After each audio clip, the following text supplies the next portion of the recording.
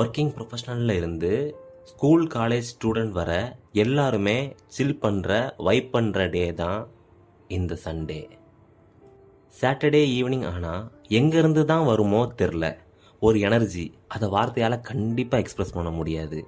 அது ஒரு எமோஷன்னே சொல்லலாம்.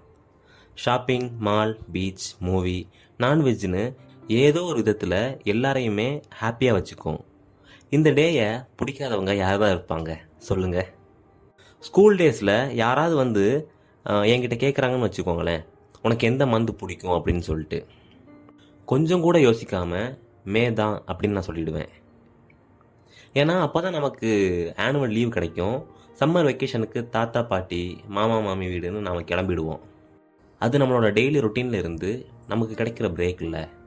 ஸ்டில் இப்போ வர யாராவது வந்து என்கிட்ட எந்த டே உனக்கு பிடிக்கும்னு கேட்டால் என்னோடய பர்த்டே கூட சொல்லாமல் சண்டே தான் அப்படின்னு நான் சொல்லுவேன்.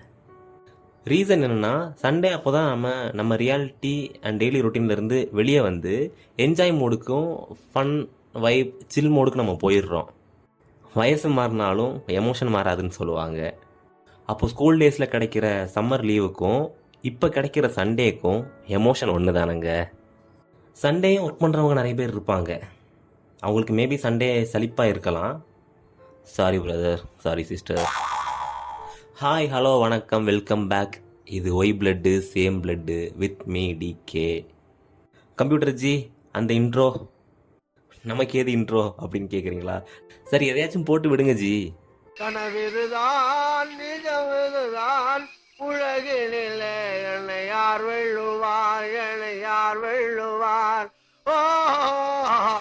சாட்டர்டே ஈவினிங் ஆனால் சின்ராசை கையில் பிடிக்க முடியாது, வைபாகிடுவான் அப்படின்ற மாதிரி தான் மோஸ்ட் ஆஃப் த சண்டே ஆரம்பிக்குங்க. எஸ், லேட்டாக தூங்கலாம், லேட்டாக எந்திரிக்கலாம், நைட் ஆனால் பசங்களோட ஒரு லாங் ட்ரைவ் போகலாம், மூவி போகலாம், பப் போகலாம், என்ஜாய் பண்ணலாம். ஆக்சுவலாக அந்த மோடே டிஃப்ரெண்ட்டாக இருக்கும். சொல்கிறப்பவே ஒரு மாதிரி வைப் ஆகுது இல்லை? எஸ், இப்போ கண்ணை மூடிட்டு உங்கள் சண்டே இப்படி இருந்தால் எப்படி இருக்கும் அப்படின்னு யோசிச்சு பாருங்கள். காலையில் எந்திக்கிறீங்க, உங்கள் முன்னாடி ஒரு பிளேட்டில் முட்டை தோசை, மட்டன் சுக்கா, செக்க செவேல்னு கொஞ்சம் காரமாக முட்டை தோசையை தொட்டு எடுத்து உங்கள் வாயில் வைங்க.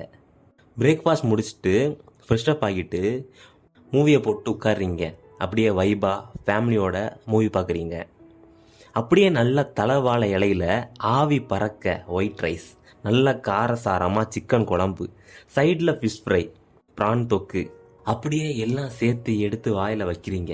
எப்படி இருக்கும் இப்போ சொல்லுங்கள்?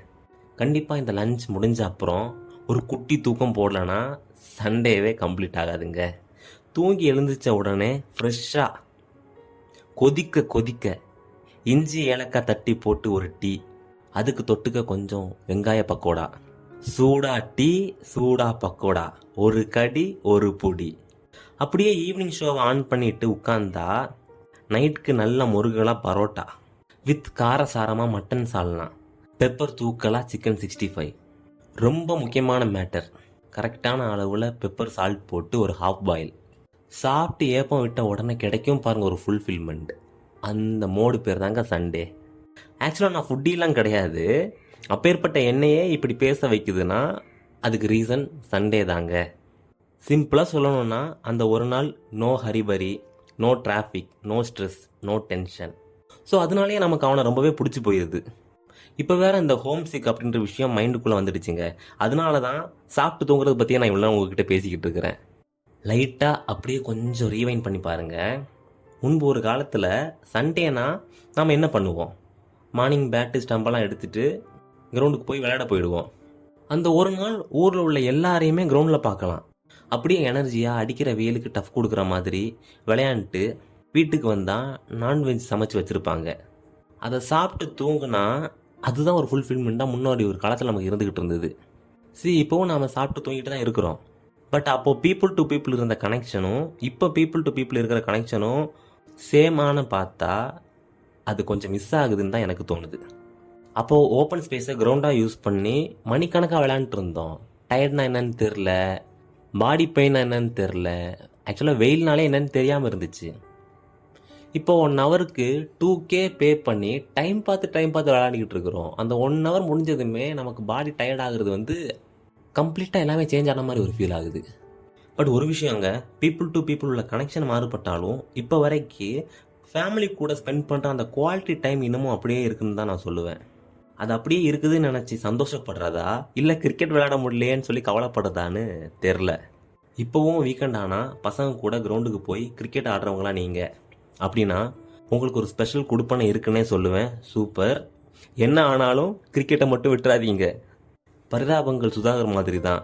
சண்டே ஆனால் பைக்கை தூக்கிக்கிட்டு எங்கடா போகிறீங்க அப்படின்ற மாதிரி சொல்லுவார் ஒரு வீடியோவில். வீக்லி 1 டே மால், மூவி, பீச், பப்புன்னு நம்ம ரியாலிட்டியிலேருந்து கொஞ்சம் வெளியே போய் நம்மளை சில் பண்ண வைக்கிற சண்டே அப்போவும் இப்போவும் எப்போவும் ஸ்பெஷல் தாங்க.